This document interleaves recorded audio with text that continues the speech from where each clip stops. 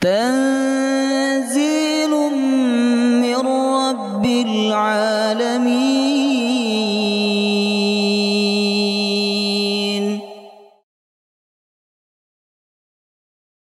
يا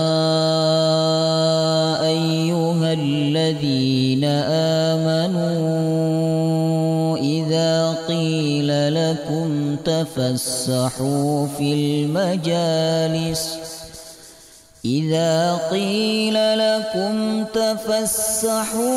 المجالس فافسحوا يفسح الله لكم، وإذا قيل انشزوا فانشزوا يرفع الله الذين آمنوا منكم والذين أوتوا العلم درجات، والله بما تعملون خبير.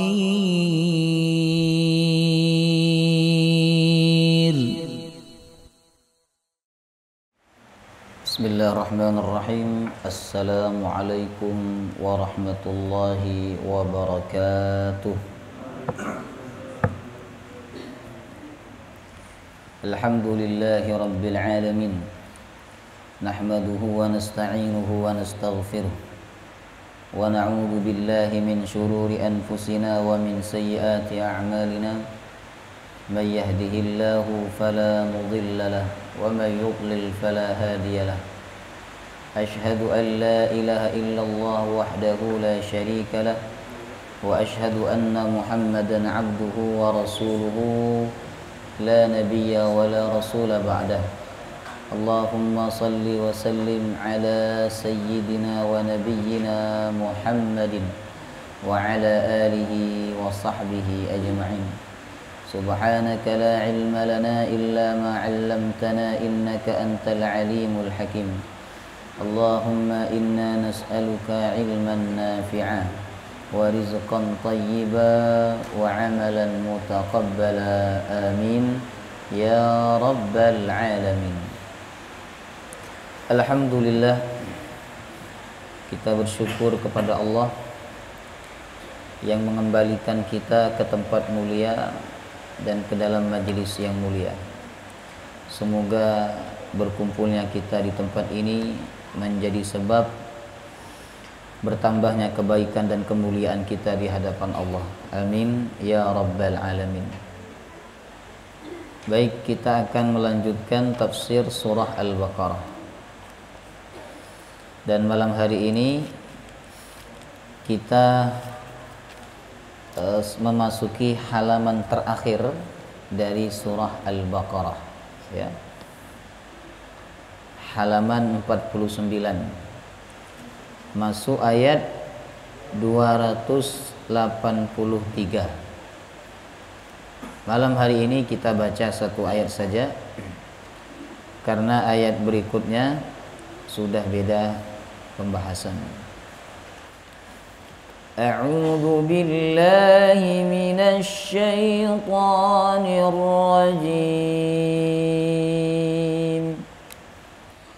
Wa in kuntum ala safarin wa lam tajidu katiban farihanun maqbudah فإن أمن بعضكم بعضا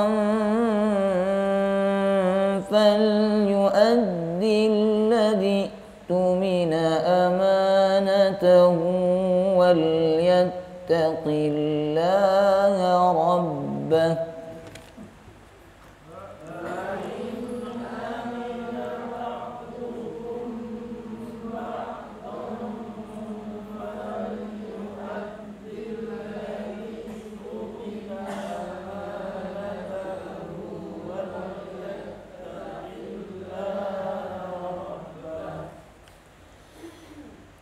ولا تكتموا الشهادة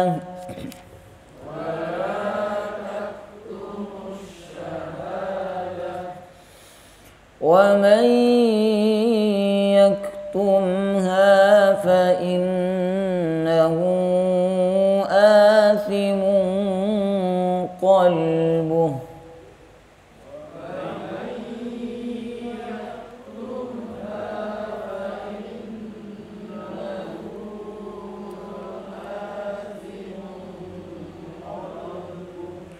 والله بما تعملون عليم.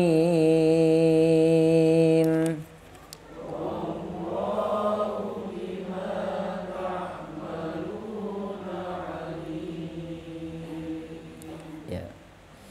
Ayat ini masih memiliki hubungan yang sangat erat dengan ayat sebelumnya, yaitu ayat 282. Ayat 282 berbicara tentang sistem jual beli atau akad yang tidak tunai seperti hutang piutang. Nah, maka dalam ayat ini Allah Subhanahu wa taala memerintahkan orang beriman apabila dia melakukan akad yang tidak tunai maka hendaknya mencatat, ya, mencatat. Allah sebutkan ya ayyuhalladzina amanu idza tadayantum bidainin ila ajalin musamman faktubuh.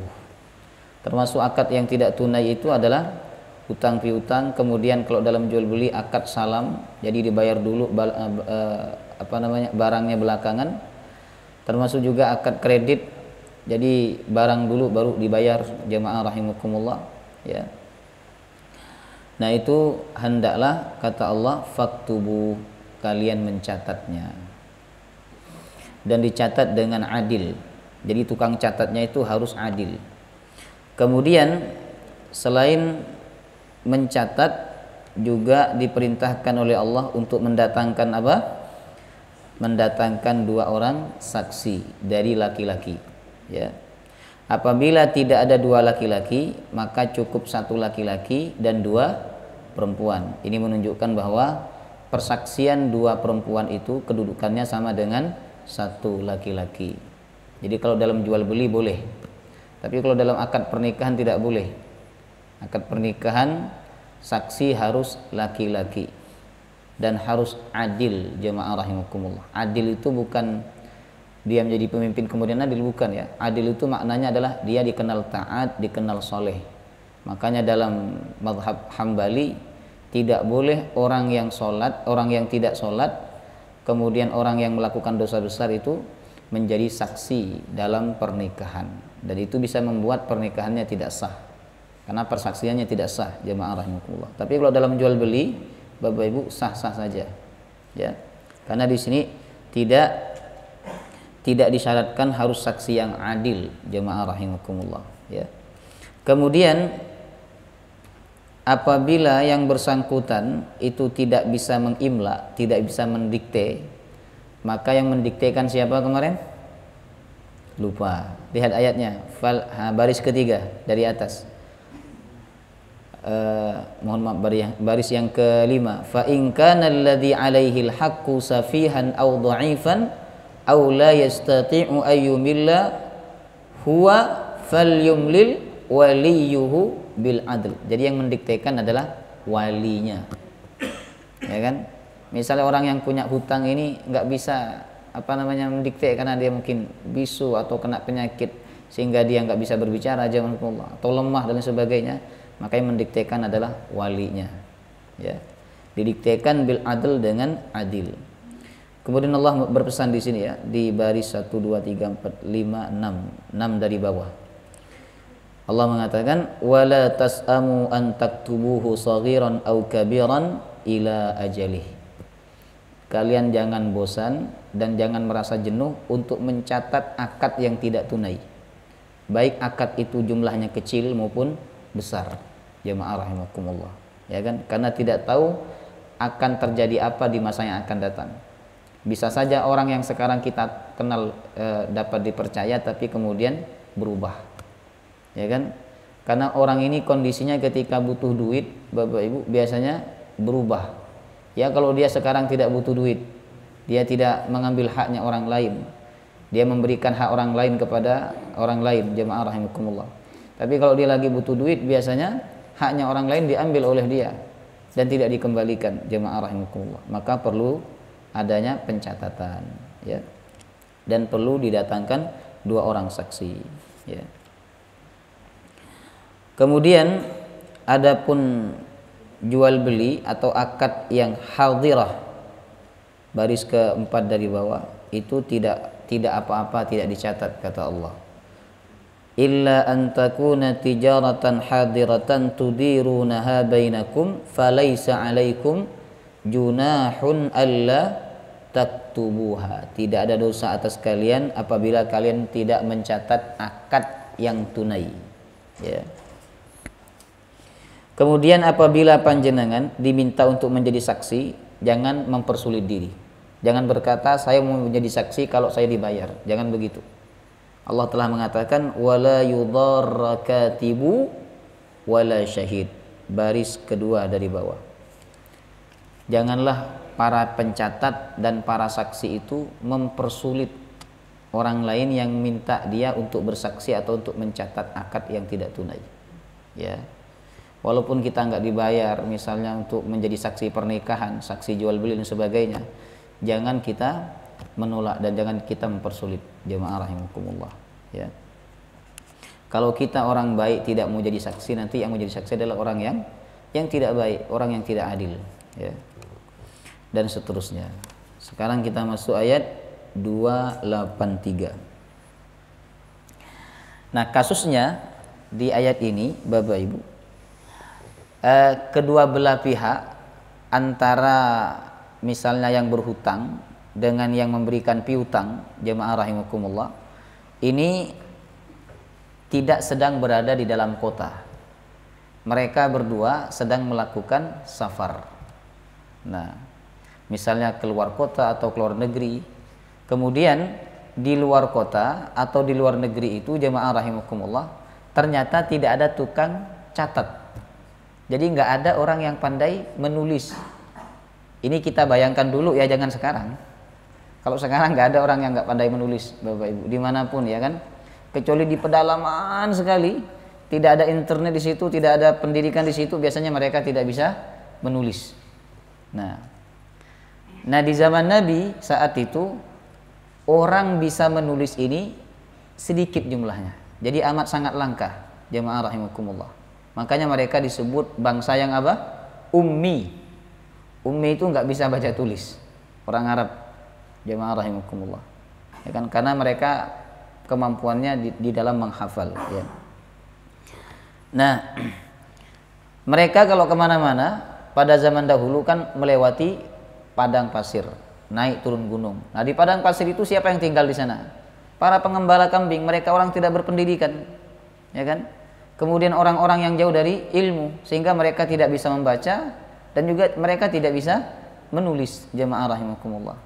Nah, kalau kita melakukan, menurut ayat ini ya, kalau kita melakukan akad yang tidak tunai, yang mana kita lakukan akad itu ala safar, dalam perjalanan, di dalam perjalanan kita tidak mendapati katib, orang yang pandai menulis atau mencatat, jemaah rahimakumullah. Bahkan kita misalnya bisa mencatat. Dalam ayat ini yang dimaksud yang menjual maupun yang membeli, yang berhutang maupun yang memberikan hutang, mereka sama-sama nggak bisa mencatat, nggak bisa menulis, karena mereka ummi, masyarakat yang ummi, yang buta dan tidak bisa baca tulis, jemaah rahimakumullah.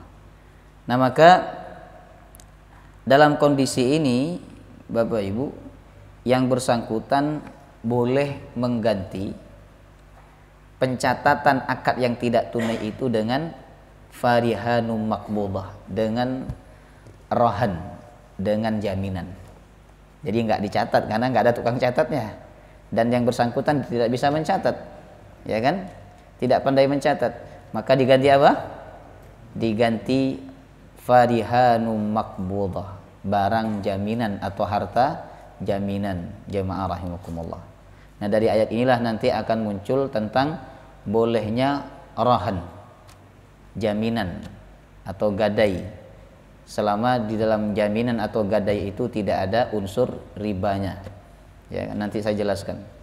Ada gadai konvensional, ada gadai syariah. Ya. Paham ya hubungan ayat ini dengan ayat sebelumnya. Sekarang kita baca ayatnya. Wa in kuntum ala safarin wa lam tajidu katiban farihanun maqbudah. Wa in kuntum ala safar, dan apabila, wa di sini waw ataf. Ataf artinya menyambungkan pembahasan ayat ini dengan ayat sebelumnya, menunjukkan ayat ini sangat erat kaitannya dengan ayat sebelumnya. Sama-sama berbicara akad yang non tunai. Jemaah rahimakumullah. Allah mengatakan apabila kalian ala safar, di atas perjalanan. Nah, safar itu apabila melebihi 80 km.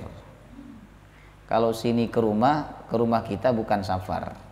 Ya kan? Mau kemana panjenengan? Mau safar. Kemana? Asyura. Ya bukan safar itu. Safar itu kalau sudah mencapai masafatul qasar, di mana kita sudah boleh mengqasar salat dan juga menjamak salat. Jamaah rahimakumullah. Ya kan? Yang Malang Surabaya itu baru bisa disebut safar. Kalau ada orang mau ke Surabaya, dia sudah menjadi musafir. Nah, musafir itu doanya mustajab. Kan salah satu doa yang mustajab adalah dakwatul musafir. Doanya musafir, orang yang berpergian jauh, yang melakukan safar. Jamaah rahimakumullah. Itu dulu. Kalau sekarang Bapak Ibu ya musafir juga sih, tapi tidak seberat dulu. Dulu itu berjalan di tengah padang pasir, kemudian naik turun gunung. Jamaah rahimakumullah.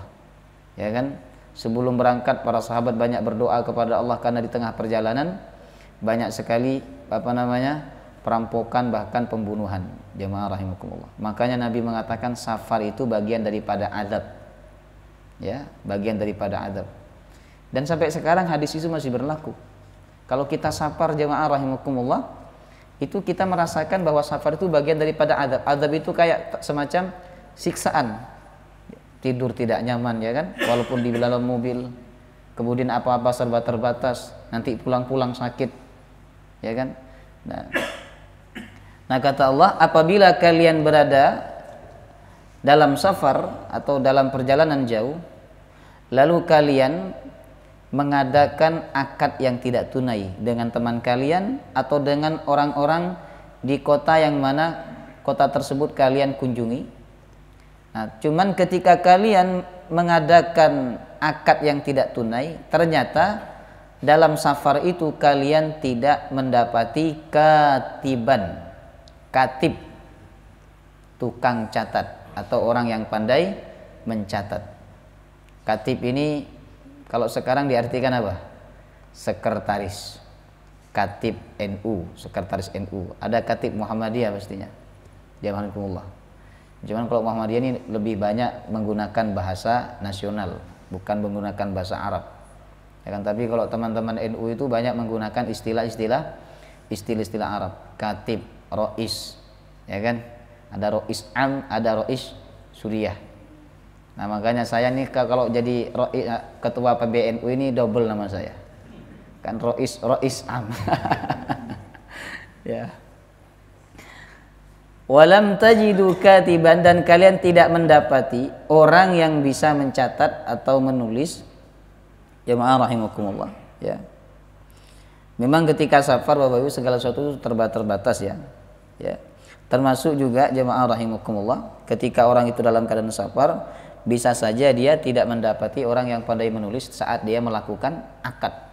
Misalnya panjenengan datang ke pedalaman banget. Lalu panjenengan ingin melakukan akad non tunai dengan orang di pedalaman itu. Panjenengan tidak bisa menulis, orang di situ juga tidak ada yang bisa menulis, maka Allah Subhanahu wa taala mengatakan farihanum maqbudah. Itu boleh diganti dengan rahan, barang jaminan atau harta jaminan maqbudah yang dipegang. Dipegang oleh siapa?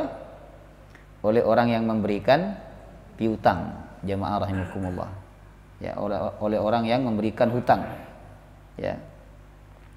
Nah, dari ayat ini Bapak Ibu kita bisa mengambil pelajaran bahwa ternyata ketika safar yang diberikan keringanan oleh syariat itu tidak hanya dalam urusan ibadah ya.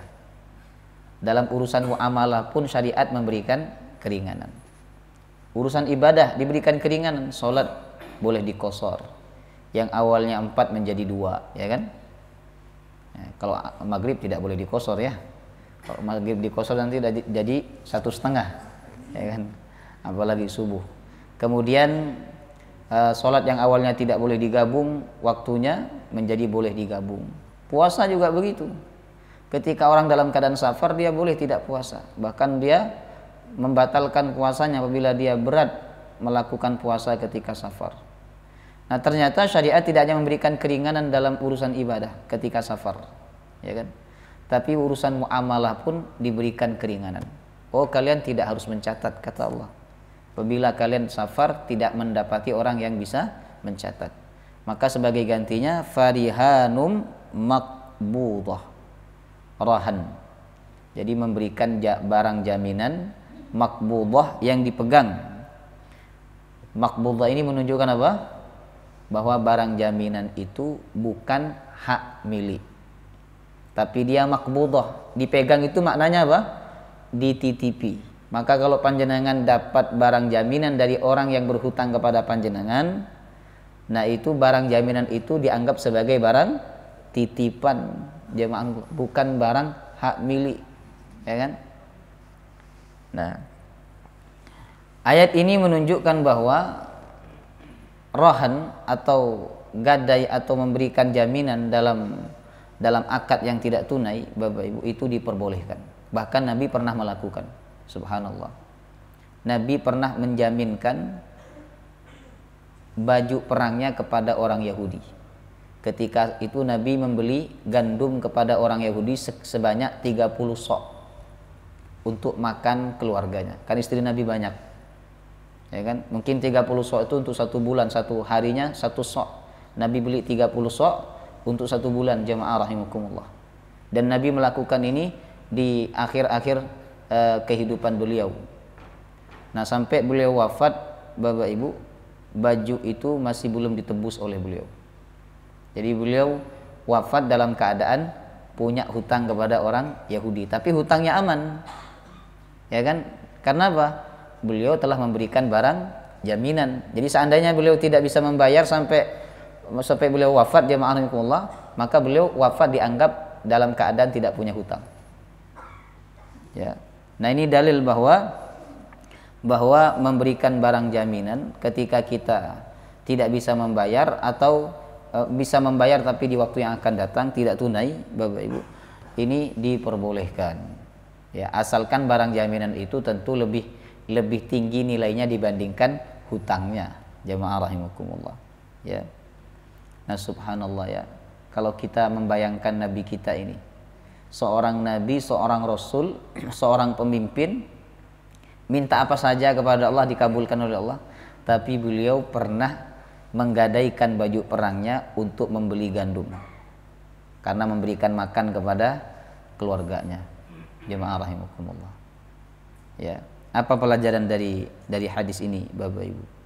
Pelajarannya bahwa Rasulullah itu membolehkan bagi seorang muslim untuk bermuamalah dengan orang yang mana orang itu tercampur hartanya antara yang halal dengan yang haram. Orang Yahudi kan tercampur hartanya, mereka suka riba, tapi kan Nabi tidak mengetahui mana harta mereka yang riba dan mana yang tidak riba. Nah, bermuamalah dengan orang seperti ini dibolehkan, ya kan? Atau kita datang kepada undangan orang yang seperti ini diperbolehkan. Tapi kalau jelas-jelas riba, jelas-jelas haram, kita tidak boleh. Jemaah rahimakumullah, bermuamalah dengan dia. Kemudian yang kedua, jemaah rahimakumullah, Nabi bisa nggak berhutang kepada sahabatnya? Kenapa Nabi berhutang kepada orang Yahudi? Bahkan menjaminkan baju perangnya kepada orang Yahudi. Ini tandanya apa? Nabi itu tidak mau menggantungkan hidupnya kepada orang lain. Gak mau. Kalau Nabi berhutang kepada para sahabat, ketika jatuh tempo Nabi tidak bisa bayar, sama sahabat diapain? Dibebaskan, sudah ya Rasulullah, nggak usah bayar, ya kan? Nabi nggak mau seperti itu, Bapak Ibu. Nabi tidak mau mengambil kesempatan dalam jemaah rahimakumullah. Makanya Nabi memilih berhutang kepada orang Yahudi, bahkan menggadaikan baju perangnya kepada orang Yahudi. Jemaah rahimakumullah. Menunjukkan Nabi kita ini istighna anin nas. Beliau tidak menggantungkan hidupnya kepada para sahabat. Walaupun Nabi minta apa saja kepada para sahabatnya dikasih oleh para sahabat. Tapi Nabi tidak melakukan itu. Jemaah rahimakumullah. Ya. Baik. Jadi rahan atau memberikan jaminan barang itu hukumnya diperbolehkan, ya. Karena barang jaminan itu makbudah apa tadi? Dipegang, berarti bukan dimiliki, hanya dipegang saja, ya kan? Maka barang jaminan itu, Bapak Ibu, tidak boleh dimanfaatkan atau diambil manfaat, nggak boleh. Ini biasa siapa yang suka gadai mobil di sini? Yang nerima gadai mobil biasanya siapa? Dipakai nggak mobilnya? Hah? Nah itu harusnya tanya dulu sama ustadznya. Ustadz boleh nggak? Ini saya ada orang mau gadai mobil, dia mau pinjam duit 100 juta, mobilnya harga 200 juta. Mobilnya mau digadaikan, mau dijaminkan kepada saya. Boleh nggak? Saya bilang boleh. Kalau saya pakai boleh nggak? Nah itu harus ditanya dulu. Ditanya, ya kan? Kalau dipakai untuk hanya manasi mobil saja supaya mobilnya tidak rusak, itu boleh. Karena ini termasuk menjaga barang titipan. Tapi kalau dipakai keluar kota, dipakai macam-macam dan seterusnya, ini tidak boleh. Ini bisa termasuk dalam riba. Karena dia mengambil manfaat dari hutang yang dia berikan kepada orang. Ya. Subhanallah. Imam Hanafi, Bapak Ibu, ulama dulu itu orang-orang zuhud, ya. Imam Hanafi itu pernah nagih hutang kepada seseorang. Waktu nagih hutang, di depan rumah orang itu ada pohon. Tapi Imam Hanafi ketika menagih hutang, berdiri di depan rumahnya, itu berdiri di bawah teriknya matahari. Tidak berdiri di bawah pohon itu. Ada orang lewat berkata, "Wahai Imam, kenapa engkau tidak berteduh di bawah pohon itu?" Kata Imam Hanafi, "Yang punya pohon itu orang yang punya hutang kepada saya. Kalau saya berteduh di bawah pohonnya, milik dia, saya khawatir termasuk mengambil manfaat dari hutang yang saya berikan kepada dia. Dan ini riba," kata Imam Hanafi. Subhanallah. Ya kan? Subhanallah, Bapak Ibu. Itu dulu, ya. Saking zuhudnya dan saking waraknya. Ulama itu enggak mau kepada barang-barang syubhat. Apalagi yang jelas-jelas haram. Jamaah rahimakumullah. Ya. Nah, jadi karena barang jaminan itu barang amanah, dipegang bukan hak milik, ya kan, maka dia tidak boleh dimanfaatkan, tidak boleh diambil manfaatnya, Bapak Ibu, ya kan. Nah misalnya panjenengan dapat jaminan tanah kosongan, tanah sawah, lalu sama panjenengan tanah itu digarap, ditanamin tebu kah, ditanamin padi kah, atau ditanamin jagung, itu nggak boleh. Ya, tidak boleh. Termasuk juga mobil. Kalau panjenengan dapat jaminan mobil dari seseorang yang meminjam duit kepada panjenengan, ini tidak boleh dimanfaatkan, tidak boleh dipakai, tidak boleh boleh hanya untuk perawatan saja. Itu pun biaya perawatan harus dari orang yang punya mobil. Karena barang itu bukan milik jenengan, tapi dititipi. Ya kan? Kemudian bahkan dalam sejarah Nabi itu dulu orang menggadaikan kambing. Nah kambing itu nggak boleh diperah susunya kemudian diminum, nggak boleh. Kalau dia kambing jaminan dari suatu hutang, boleh diperah susunya, dijual hanya untuk perawatan kambing itu. Karena kalau nggak dirawat, nggak digembala, nanti kambingnya bisa mati. Jamaah rahimakumullah. Dalam hal ini diperbolehkan, ya. Nah kecuali kata ulama ada kecualinya. Kecuali yang punya barang jaminan itu mengizinkan. Oh betul dipakai. Jadi saya mau jaminkan mobil kepada panjenengan, saya mau pinjam duit 100 juta, ini ada mobil saya harganya 150 juta misalnya. Ini. Dan saya ikhlas, saya ridha, halal dipakai oleh panjenengan, silahkan pakai. Mau keluar kota, mau keluar negeri silahkan. Pakai mobil ini misalnya. Ya kan? Itu boleh dipakai, digunakan. karena kita dianggap telah diberikan pinjaman manfaat dari mobil itu, ya kan? Tapi panjenengan sebagai orang yang mendapatkan barang jaminan tidak boleh mensyaratkan. Saya mau ngasih pinjaman duit kepada panjenengan 100 juta, asalkan mobil ini sebagai jaminannya, dan saya akan pakai mobil ini selama panjenengan belum bisa membayar hutang panjenengan. Itu termasuk riba. Paham ya? Nah, panjenengan kalau menggadaikan mobil kepada orang karena panjenengan minjem duit kepada orang itu, panjenengan membolehkan atau tidak mobil itu dipakai keluar kota? Hah? Boleh atau tidak? Nah, kalau boleh berarti dia memakai keluar kota itu tidak masalah, dan itu tidak termasuk riba. Jemaah rahimakumullah.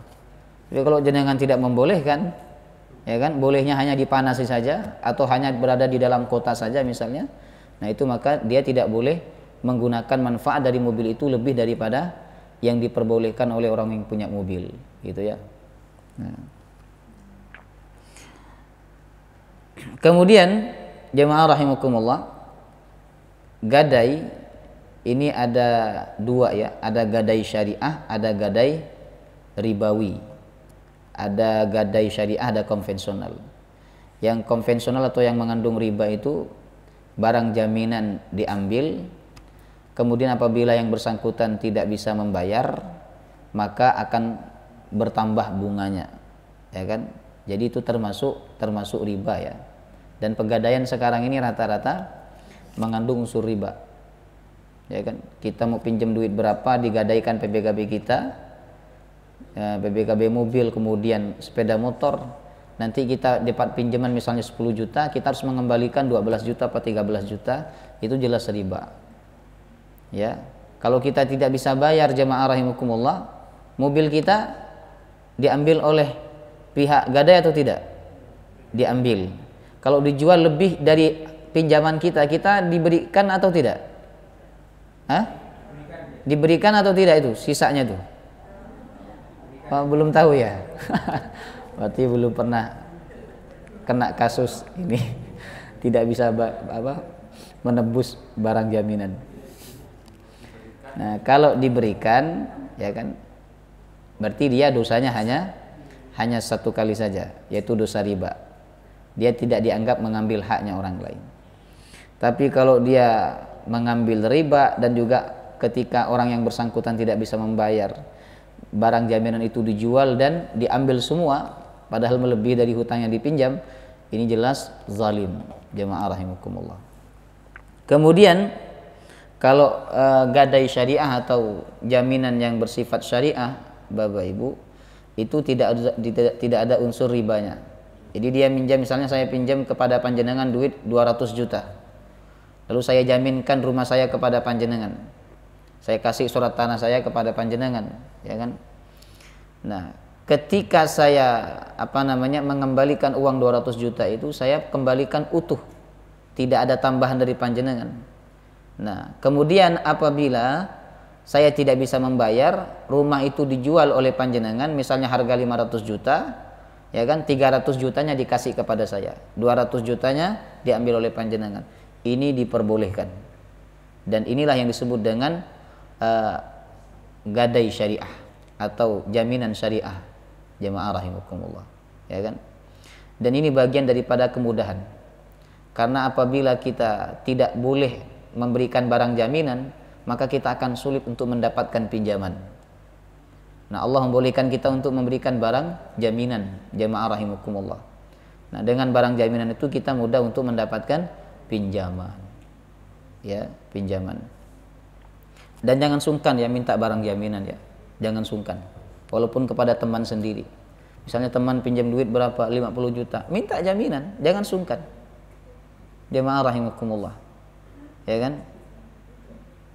Kalau panjenengan sungkan nanti menyesal di akhir. Teman panjenengan tidak bisa bayar, ya kan, sedangkan jaminan tidak ada, Bapak Ibu, atau teman jenengan pergi sedangkan jaminan panjenengan tidak diberikan, ini tentu merugikan panjenengan, ya.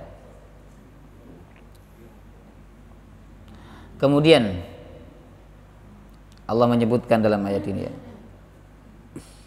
فإن آمن بعضكم بعضا فليؤد الذي اؤتمن أمانته وليتق الله ربه.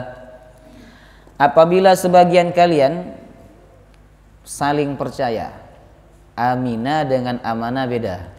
Kalau amanah artinya beriman, kalau aminah artinya percaya. Sebenarnya iman itu berarti percaya. Cuman di dalam ayat ini bacanya aminah ya, bukan amanah.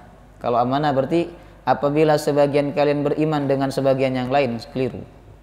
Di sini maksudnya adalah apabila sebagian kalian percaya kepada sebagian yang lain. Jadi antara yang berhutang dengan yang memberikan hutang atau piutang jemaah rahimakumullah itu sama-sama saling percaya. Ya kan? Nah, maka dalam hal ini kata ulama yang bersangkutan tidak perlu mencatat, tidak perlu mendatangkan saksi, dan tidak perlu memberikan barang jaminan atau meminta barang jaminan. Karena saling percaya. Sudah biasa. Dia sudah bisa pinjam kepada kita dan dia selalu tepat waktu kalau bayar walaupun tanpa barang jaminan. Jamaah rahimakumullah. Nah, ini diperbolehkan. Nah, ayat ini menunjukkan Bapak Ibu bahwa memberikan barang jaminan itu tidak wajib. Jadi hukumnya sunnah saja. Ya, tidak wajib. Jadi kalau panjenengan memberikan berhutang lalu tidak memberikan barang jaminan, bukan berarti akad hutang panjenengan tidak sah. Ya, tetap sah saja. Tapi alangkah lebih sempurnanya kalau memberikan barang jaminan. Ya. Kata Allah, "Falyu'addil ladzi tumina amanatah." Hendaklah masing-masing yang diberikan amanah itu menunaikan amanahnya dengan baik. Yang berhutang maka dia telah diberikan amanah dengan hutangnya itu. Orang lain telah meminjamkan uang kepada dia misalnya 50 juta, maka amanah itu harus ditunaikan dengan baik. Dibayar sesuai waktu yang telah dijanjikan. Kemudian yang pihak yang piutang atau pihak yang memberikan hutang, dia telah dititipi barang jaminan, maka barang jaminan itu harus dijaga dengan baik karena itu termasuk amanah. Nah, ayat ini memerintahkan kita semua untuk menunaikan amanah, Bapak Ibu. Ya. Menunaikan amanah. Ada orang kirim salam kepada kita, tolong sampaikan salam saya kepada si fulan. Itu bagian daripada amanah yang harus kita sampaikan. Ada seorang ulama ya, pada zaman dulu ketika beliau berkunjung ke suatu negeri, kemudian di negeri itu beliau pinjam pulpen untuk mencatat faedah-faedah. Kemudian pulpen itu beliau taruh di sakunya, beliau lupa mengembalikan sampai beliau pulang ke negerinya. Ketika sampai ke negerinya, beliau baru ingat bahwa ada pulpen yang belum dikembalikan kepada pemiliknya. Beliau kembali lagi ke negeri semula yang mana beliau berkunjung kepadanya. Padahal dulu perjalanan sangat susah, bisa menempuh waktu berbulan-bulan. Jemaah rahimakumullah, ya kan? Dan ini menunjukkan bahwa amanah itu harus ditunaikan dan kita harus memberikan hak kepada orang yang berhak untuk menerimanya. Jemaah rahimakumullah, jangan sampai kita teledor dalam menjalankan amanah walaupun hanya sepeser. Kalau disengaja akan dilaknat oleh Allah Subhanahu wa taala, ya. Kemudian Allah mengatakan wal yattaqillaha rabbah, dan bertakwalah kepada Allah rabbahu, Tuhannya manusia. Jadi orang ini bisa amanah Bapak Ibu kalau dia bertakwa kepada Allah. Kalau dia nggak takut sama Allah, orang itu susah amanah. Jemaah rahimakumullah, ya kan? Ada kesempatan berada di lingkungan yang jelek, kesempatannya besar. Kalau dia tidak takut kepada Allah, nggak mungkin dia amanah, ya kan? Sekarang kita merasa amanah, kenapa? Kita tidak punya kesempatan untuk korupsi misalnya, tidak punya kesempatan untuk mengambil uang rakyat. Kemudian kita tidak berada di lingkungan yang kotor, jemaah rahimakumullah, maka kita amanah. Ini biasa. Yang luar biasa itu adalah orang yang berada di dalam lingkungan yang kotor. Kata orang sekarang tuh kirkel ya, kirkel atau lingkaran yang kotor, Bapak Ibu jemaah rahimakumullah. dan dia punya kesempatan untuk melakukan itu. Dia lihat teman-temannya udah punya mobil, rumahnya besar-besar, sedangkan dia rumah masih ngontrak, mobil belum punya. Jamaah rahimakumullah, apa tidak tergiur kalau ada tawaran seperti itu? Nah, kalau dia tidak bertakwa kepada Allah, dia tidak mungkin amanah. Jamaah rahimakumullah. Ya. Makanya di dalam ayat ini Allah berfirman, "Wal yattaqillaha rabbah."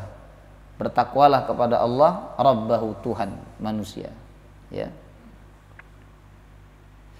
Kemudian Allah berfirman, "Wala taktumus syahadah." Dan janganlah kalian menyembunyikan persaksian. Ya. Misalnya panjenengan dimintai saksi dalam akad yang tidak tunai. Lalu suatu waktu akad itu bermasalah. Ya kan? Panjenengan dipanggil. Nah, ketika panjenengan dipanggil untuk mengungkapkan persaksian panjenengan, itu tidak boleh ditutup-tutupi. Ya kan? Tidak boleh disembunyikan, semuanya harus disampaikan dengan fair, sesuai yang panjenengan lihat saat akad yang tidak tunai itu. Allah melarang orang menyembunyikan persaksian. Ya kan, ada sebagian orang nggak mau dimintai saksi. Kenapa? Takut diteror. Ya kan? Takut diteror. Ada pembunuhan misalnya. Dia tidak mau jadi saksi, Bapak Ibu. Takut diteror oleh orang yang membunuh itu. Nah, orang yang kayak gini tidak boleh, ya, tidak boleh. Ya. Allah telah melarangnya, wala taktumus syahadah. Janganlah kalian menyembunyikan persaksian. Wa may yaktumha fa innahu athimun qalbuh. Siapa yang menyembunyikan persaksian, sesungguhnya telah berdosa. Qalbuhu, hatinya. Kenapa Allah sebut hati? Karena pertama yang berdampak dari perbuatan dosa itu adalah dampak itu kepada hati. Kemudian yang kedua, jamaah rahimakumullah, dosa itu sumbernya dari dalam. Makanya kata ulama, tidak ada dosa mata, tidak ada dosa lisan, tidak ada dosa tangan, kecuali didahului oleh dosa hati. Kalau hati kita kotor, Bapak Ibu, maka otomatis lidah kita akan kotor. Kalau hati kita berdosa, maka otomatis mata kita juga akan berdosa. Karena mata ini mengikuti hati. Hati adalah pemimpin anggota badan kita. Idza saluhat saluhal jasadu kullu, kata Nabi. Kalau hatinya baik, maka yang lain akan baik. Wa idza fasadat fasadat jasadu kullu. Apabila hatinya rusak, maka yang lain akan rusak. Ya, jadi semua itu bersumber pada hati. Ya. Fa innahu athimun qalbu. Orang yang menyimpan, menyembunyikan persaksian yang benar, dia dikatakan oleh Allah hatinya banyak dosanya, banyak keburukannya. Wallahu bima ta'maluna alim. Dan Allah maha mengetahui terhadap apa yang kalian lakukan. Ya kan? Walaupun dia, orang tidak tahu bahwa dia telah menyembunyikan persaksian yang benar, ya, tapi Allah maha tahu. Dan tidak ada yang tersembunyi dari Allah subhanahu wa ta'ala, ya. Wallahu ta'ala a'lam bissawab. Baik, masih ada waktu, kita buka tanya jawab. Silahkan bapak-bapak, ibu-ibu yang ingin bertanya, monggo. Monggo.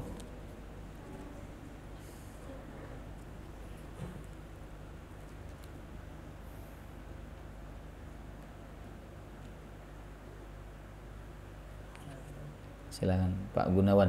Ada di masyarakat itu ada kebiasaan gadai tanah.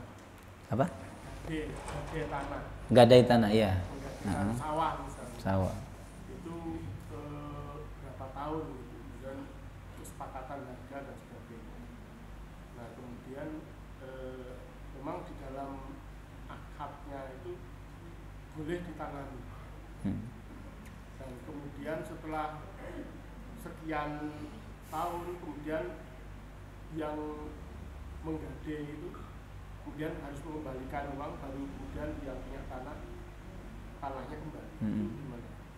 Itu kebiasaan petani itu biasanya menggadaikan sawahnya, kemudian sawah itu digarap oleh orang yang uangnya nanti kembali lagi, uang yang dipinjam. Oh, dipinjam. Oh, itu tidak boleh itu, ya. itu haram hukumnya. Itu namanya itu sebenarnya masuk dalam akad ya gadai, tapi kalau gadai mati itu boleh. Enggak, bukan gadai mati ya, sewa mati. Apa bahasanya? Gadai mati. Jadi misalnya kalau di kampung saya itu ini banyak yang melakukan, termasuk saya dulu pernah melakukan jemaah rumah.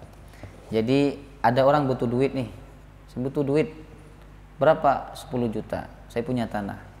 Oke, 10 juta ini saya kasih ke panjenengan, tapi tanahnya panjenengan ini milik saya selama 10 tahun. Jadi per tahunnya 1 juta. Nanti setelah 10 tahun lewat, dia tidak perlu mengembalikan uang 10 juta itu.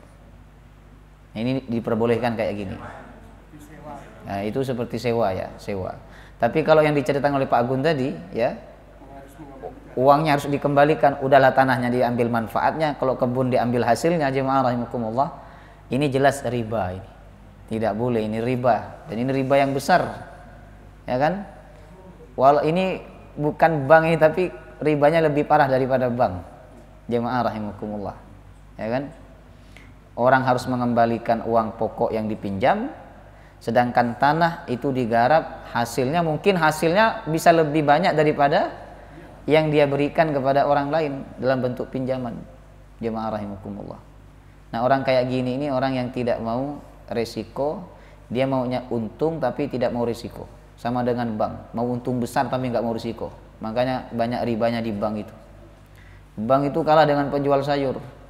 Penjual sayur tuh beli sayur banyak, tapi mereka tidak takut risiko. Atau takut risiko ya jemaahullah, mereka ingin keuntungan yang besar, tapi mereka juga siap dengan risiko yang besar, ya kan? Entah nanti ada yang beli atau tidak, itu mereka tidak tahu. Kalau bank gak mau tahu, pokoknya untung dan bagaimana, tidak ada risiko sama sekali. Jemaah rahimakumullah. Sehingga orang yang pinjam duit harus memberikan jaminan ini, kalau nggak bisa bayar nanti disita, ya kan? Nah, itu ribanya bank, jemaah rahimakumullah. Ya. Silakan. Dari Pak Gun. Itu termasuk terjadi di desa saya. Itu istilahnya jual beli. Jadi misalnya saya dengan Pak Ayong, aku butuh duit, tanahku tak jual sampean rego tak mene. Nah, nanti aku di duit tak tuku kemana dengan harga tak mene, tapi tak jual demikian. Oh ya. Berarti akad jual beli. Nah, tanahnya dijual dengan harga semestinya. Di bawah. Apa dijual sesuai hutangnya itu? Enggak ya. Itu termasuk, itu diperbolehkan. Nah, diperbolehkan jemaah rahimakumullah. Tapi kalau ada perjanjian seperti itu, jadi akad jual beli sementara, ini yang tidak boleh. Karena itu ada unsur pemaksaan. Padahal dalam jual beli itu tidak boleh ada pemaksaan. Pokoknya nanti kalau saya punya duit, saya beli lagi. Kalau yang bersangkutan itu tidak mau menjual, maka dia tidak berdosa kalau dia tidak menjual kembali.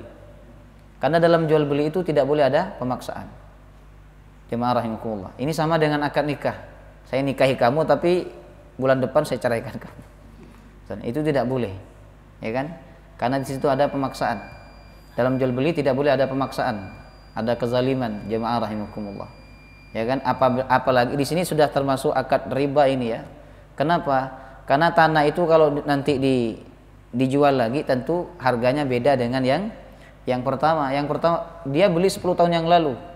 Kemudian dijual kembali kepada orang tersebut dengan harga yang sama, ini tentu orang tersebut mengalami kerugiannya tuh.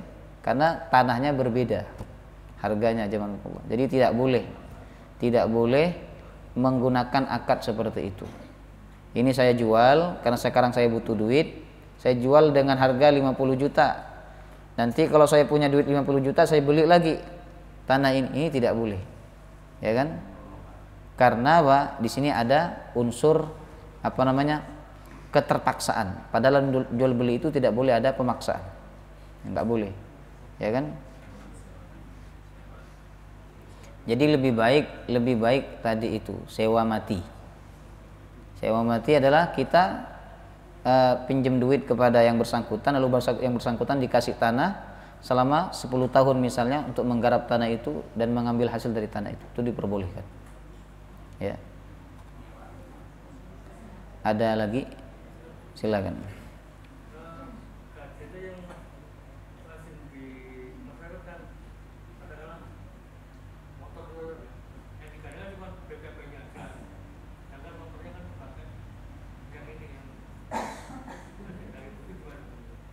Oh, jadi motornya tidak dimanfaatkan oleh pihak piutang, ya kan, orang yang memberikan hutang. Nah ini tidak apa-apa.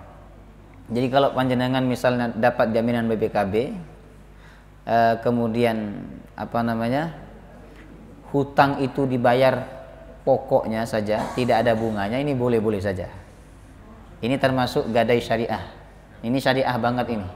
Kenapa? Karena pihak piutang itu tidak memanfaatkan barang gadaiannya, gadaian dari orang lain.